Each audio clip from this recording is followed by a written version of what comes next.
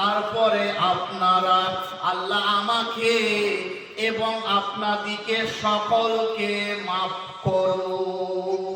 বলুন আমিন সুম্মা আমিন। আল্লাহ ভালোকে বোঝার তৌফিক দান করো। তর্ক করে, মারামারি করে, ঝঞ্ঝট করে কোনো লাভ হবে না। আমি বেশি বুঝেছি বললে কোনো কাজ হবে না। আল্লাহ বলছে মালি হাযাল কিতাবি লা ইউগাদিরু সগীরাতা ওয়ালা কাবীরাতান ইল্লা আহসাহা। একই কিতাব রে বাবা, বড় গুনাহ ছোট গুনাহ সব লিপিবদ্ধ করে রেখেছে, কিচ্ছু বাদ দেয়নি। বে বলেছে সেটাও লিখেছে, শালা বলেছে সেটাও লিখেছে, অন্যায় করে লাঠি বের করেছে সেটাও লিখেছে। কিয়ামতের দিনে যে ছাগলের শিং আছে আর যার শিং নাই তাকে শিং দেয়া হবে। শিঙালা ছাগলকে মেরে শোধ লাও। তার মানে এই ছাগল মেরে শোধ দেওয়া। যার গায়ে বল আছে, যার গায়ে বল নাই, হাত তুলেছ, কিয়ামতের দিনে বলা হবে তুমি তাকে মেরে শোধ লাও। তুমি যদি হাত তুলতে না পারো, নেকি কেটে শোধ করা হবে। কিয়ামতের দিনে আল্লাহ বর্ণনা দিবে, নেকি কেটে শোধ করা হবে। আল্লাহ রাসূল সাল্লাল্লাহু আলাইহি সাল্লাম সাহাবাদিকে বলছে, ওগো আমার সাহাবারা, ওগো আমার সাহাবারা, দুনিয়ার মধ্যে সবচাইতে গরিব কে বলতে পারবে? সাহাবারা বলল, ইয়া রাসূলুল্লাহ, দুনিয়ার মধ্যে গরিব তো সেই ব্যক্তি যার কিছু নেই। আল্লাহ রাসূল সাল্লাল্লাহু আলাইহি সাল্লাম বললেন, না, গরিব তো সেই ব্যক্তি যে দুনিয়াতে অনেক নেকি সঞ্চয় করেছে, নামাজ পড়েছে, কোরআন তেলাওয়াত করেছে, অনেক ভালো ভালো কাজ সেই ব্যক্তি করেছে, কিন্তু দুনিয়াতে অনেক মানুষের ওপরে অত্যাচার করেছে, অনেক মানুষের হক নষ্ট করেছে, অনেক মানুষের ওপরে জুলুম করেছে, অনেক মানুষের জমি কায়দা করে নিজের নামে দলিল রেকর্ড করে নিয়ে সে নিজের নামে করে নিয়েছে, অনেক মানুষের ওপরে অত্যাচার করেছে, অনেক মানুষকে গালিগালাজ দিয়েছে, অনেক মানুষকে মারধর করেছে। সেই ব্যক্তি হচ্ছে গরিব। কিয়ামতের দিনে সমস্ত হকদার গুলো আল্লাহর কাছে বলবে, ওগো আল্লাহ, দুনিয়াতে আমি ওই ব্যক্তির ওপরে কিছু করতে পারিনি কেন? দুনিয়াতে ওই ব্যক্তি তো শক্তিশালী ছিল, আমার ওপরে অত্যাচার করেছে, আমার জমি জোর করেছে, নিজের নামে করে নিয়েছে। আল্লাহ রাব্বুল আলামিন সেদিনে ইনসাফের সঙ্গে বিচার করে দিবে।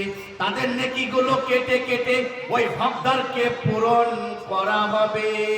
আল্লাহ রাসূল সাল্লাল্লাহু আলাইহি সাল্লাম বলতে চাইলেন, গরিব তো সেই ব্যক্তি যে দুনিয়াতে অনেক নেকি সঞ্চয় করেছে।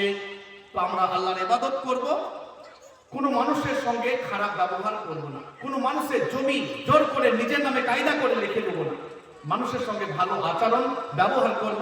আমার সময় 5 মিনিটের মধ্যে আমার বক্তব্য শেষ করব, আপনাদের পরবর্তী বক্তা আলোচনা করবে, শুনবেন। আমরা সকলে আল্লাহকে ভয় করে চলবো, বলুন ইনশাআল্লাহ। আল্লাহকে ভয় করলে কি লাভ হবে আপনাদেরকে বলি। একবার হযরতে ওমর রাদিয়াল্লাহু আনহু একজন সাহাবাকে জিজ্ঞাসা করছে, সে সাহাবাটার নাম হচ্ছে উবাই ইবনে কাব রাদিয়াল্লাহু আনহু। কি জিজ্ঞাসা করছে?